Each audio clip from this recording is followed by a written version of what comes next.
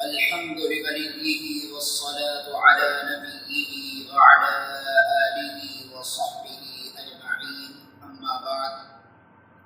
میرے محترم سامعین، آج کے درس میں، آج کے پروگرام میں آپ کو بتائیں گے کہ اگر پانی نہ میسر ہو اور غسل کی یا وضو کی حاجت ہو تو اس پر کیا کرنا ہے.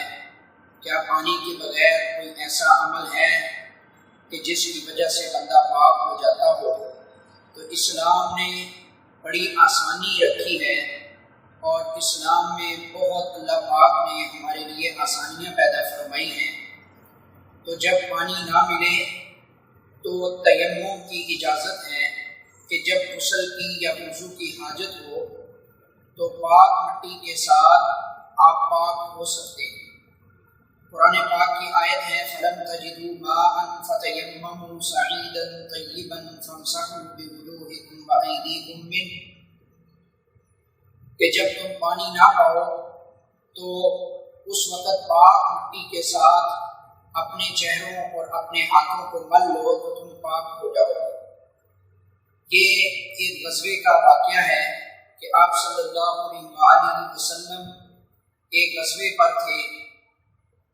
بنی المصطلق غزوہ پر آپ صلی اللہ علیہ وسلم تھے اور اما عائشہ رضی اللہ تعالی عنہا آپ کے ساتھ تھی. اما عائشہ کا ہار گم ہو جاتا ہے تو اس پر آپ صلی اللہ علیہ وسلم نے سارے صحابہ کو فرمایا کہ عائشہ کا ہار ڈھونڈو. چنانچہ ہار ڈھونڈتے ڈھونڈتے نماز کا ٹائم آ گیا تو سارے صحابہ بڑے پریشان ہیں، پانی بھی نہیں ہے.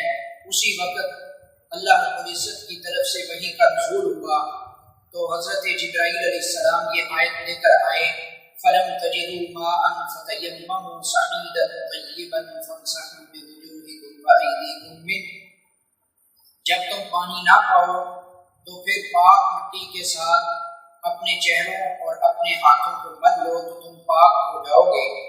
چنانچہ اگر کسی کو وضو کی حاجت ہو یا غسل کی حاجت ہو تو اس پر اللہ پاک نے ہمارے لیے آسانی پیدا کی. تو اس کو وضو کی حاجت ہے یا غسل کی حاجت ہے یا بیماری اتنی بڑھ جانے کا خدشہ ہے کہ اس کی جان کا خطرہ ہے. تیمم کے 3 فرائض ہیں. نمبر 1، دل سے اس کی نیت کرنا کہ میں وضو کر رہا ہوں یا غسل کر رہا ہوں، باقی کی نیت کرنا. نمبر 2، اپنے ہاتھوں کو مٹی پر مار کر دونوں ہاتھوں کو ملا کے اپنے چہرے پر پھیرنا 1 مرتبہ، اور پھر دوبارہ مٹی پر ہاتھ مار کر اپنے بازوؤں کو اوپر کر کے اور دائیں ہاتھ کی پشت اور الٹے ہاتھ کی ہتھیلی کو یہاں سے شروع کرنا اور نیچے تک کوہنیوں تک لے جانا.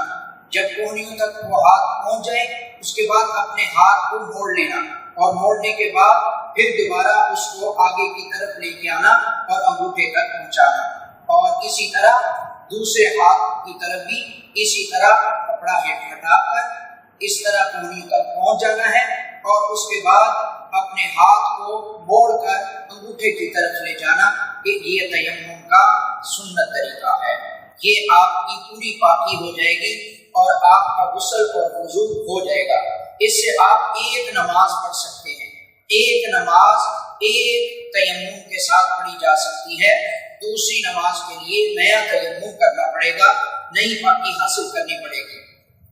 آپ کہیں جنگل میں ہیں یا آپ مریض ہیں کہ آپ کو اگر پانی لگا دیا جائے تو آپ کا جسم جو ہے آپ کی بیماری بڑھنے کا سبب بن جائے گا وہ پانی.